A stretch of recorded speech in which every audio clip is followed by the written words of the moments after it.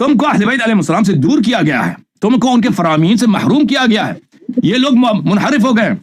جماعت عمریہ سے انہوں نے سیکھا ہے، کیا سیکھا ہے کہ ہم اجتہاد کرائیں، ہم فتوے دے دیں، ہمارے مقلدین۔ بھائی اس کے بجائے اگر تم کلام اہل بیت علیہ السلام لوگوں تک پہنچا دو، لوگ اسی طرح اس سے زیادہ تمہاری عزت کریں گے، واللہ مرجع یہ ہے کہ زیادہ عزت ہوگی اگر یہ اس کے بجائے کہ یہ اس طرح کے باطل چیزیں عوام تک پہنچاتی ہے، حق باتیں کلام معصومین علیہ السلام پہنچا دیں، اس سے آپ کی زیادہ عزت ہوگی، اور جس میں دنیا میں تشیع کا بول بالا ہوگا، کیونکہ کلام معصوم نور ہے۔ لوگ عاشق بن جائیں گے، ہندو مسلمان بن جائیں گے، کرسچن شیعہ ہو جائیں گے، ہمارے جو برادران غیر شیعہ ہیں وہ شیعہ ہو جائیں گے، کہ کلام اہل بیت علیہ السلام میں اتنی نور ہے۔ بلے ملاحظہ فرمائیے، یہ کتاب ہے الروض من الکافی، جلد نمبر 8، جلد نمبر 8۔ یہاں پر ابتدا میں ایک نامہ ہے، ایک خط ہے حضرت مولا حضرت قرآن ناطق بحر حقائق امام جعفر صادق علیہ السلام کی، جو انہوں نے اپنے شیعوں کے نام لکھی تھی۔ یہ آپ پر اور مجھ پر حجت ہے، اگر تم شیعہ ہو، 12 اماموں کو مانتے ہو، تو کون حجت ہے مجھے بتاؤ، اللہ کا راستہ کس کا ہے؟ امام جعفر صادق علیہ السلام یعنی رسول اللہ صلی اللہ علیہ وسلم فرماتے ہیں، یعنی اللہ عرش برین سے فرماتے، وہ لسان الوحی ہے، ان کا فرمان ہے۔ پرانے زمانے میں شیعہ حضرات اس کتاب، اس خط کو اپنے جانماز میں رکھتے تھے، نماز کے بعد اس کا مطالعہ کرتے تھے۔ یہ خط کافی لمبی ہے، کچھ صفحات پہ مشتمل ہے۔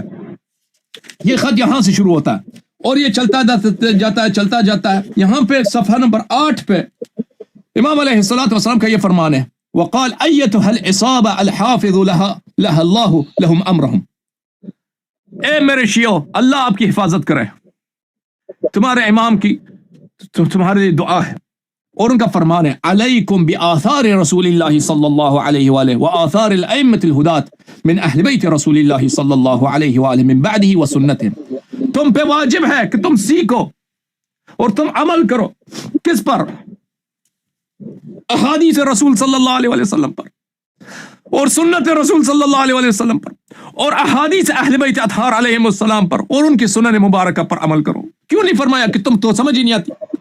ہاں، یہ کیا خیانت ہے، کیا چوری ہے، کیا قطع طریقی ہے آپ لوگوں کے ساتھ؟ اللہ تعالیٰ کے راستے کو روکنا، کہ یہ جھوٹ مشہور کر دیا کہ آپ کو سمجھ نہیں آ سکتی، او اس میں ناسخ منسوخ فلان فلان فلان، مطلق مقید، کسی کو سمجھ آ ہی نہیں سکتی۔ یہ سب آپ کو سمجھ آ سکتی ہے، میں بھی بیان کرتا، آپ کو سمجھ نہیں آ رہی؟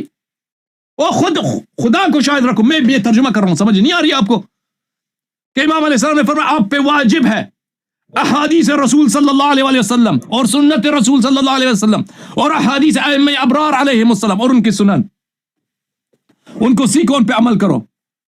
فإنه من أخذ بذلك فقد اهتدى، جس نے احادیث اہل بیت علیہ السلام کو سیکھا اور اس پہ عمل کیا، جس نے احادیث اہل بیت علیہ السلام ان کے سنن کو سیکھا اور اس پہ عمل کیا، وہ ہدایت پا گیا۔ ومن ترك ذلك ورغب عنه ذل، اور جس نے اس کو چھوڑ دیا، جس نے کلام اہل بیت علیہ السلام کو ترک کر دیا اور کلام رسول صلی اللہ علیہ وسلم کی سنت کو توڑ گیا، وہ گمراہ ہو گیا۔ ہدایت منحصر ہے میرے عزیزو، نجات منحصر ہے، اور نہیں ہے تمہارے پاس 12 اماموں کے علاوہ کوئی اور مزید امام نہیں ہے۔ رسول اللہ صلی اللہ علیہ وسلم کے بعد صرف 13 معصومین ہیں، وہ حجت ہے، کوئی اور حجت نہیں ہے۔ یہ سب جھوٹ ہے، یہ سب بدعت ہے، یہ شرک باللہ ہے۔ ان لوگوں نے اپنے آپ کو تم پہ حجت بنایا۔ فرمایا کہ جنہوں نے سنت رسول اور سنت اہل بیت اور ان کے احادیث علیہم الصلوۃ والسلام کو ترک کیا، وہ گمراہ ہو گئے۔ لأنہم ہم الدین، ہم الذین امر اللہ بطاعتہم وولایتہم، کیونکہ وہ وہی ہیں، اہل بیت علیہم السلام، رسول اللہ صلی اللہ علیہ وسلم وہی ہیں جن کو اللہ نے حکم دیا ہے کہ ان کی اتباع کرنا ہے تم نے، وہ تم پر حجت ہے۔ میرے عزیزو، تقلید کا بطلان ثابت ہے، حق واضح ہے، ان کے پاس کوئی دلیل نہیں۔ میں ان کو پھر واسطہ دیتا ہوں، اگر ان کے پاس کچھ ہے تو ذکر کریں، وإلا آپ لوگوں کا وقت ہی ضائع کرنا ہے، ان کے پاس کچھ بھی نہیں ہے۔ قبلہ صاحب